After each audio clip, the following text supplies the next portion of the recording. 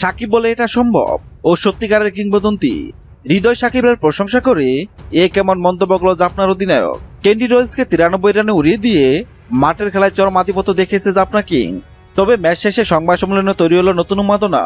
নিজেদের পঞ্চম ম্যাচে আলোচনার দুই বাংলাদেশি তারকা তাওহিদ হৃদয় ও সাকিব আল হাসানকে নিয়ে রীতিমতো বিস্ময় প্রকাশ করলেন জাফনার অধিনায়ক বানুকা রাজাপক্ষে।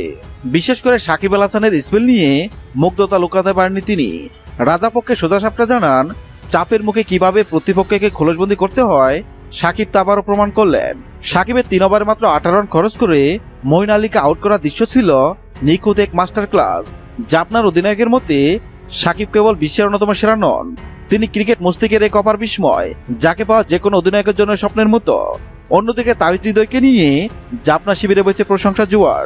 টুর্নামেন্টের মাঝপথে দলের সাথে যোগ দিয়ে শাহিন আফ্রিদি ও ওয়ানিন্দু হাসারাঙ্গার মতো বিশ্বমানের বোলারদের উপর যেভাবে তাণ্ডব চালে 21 বলে 35 রানের জড়ো ইনিংস খেলেন তা ম্যাচের মোড় ঘুরিয়ে দেয়।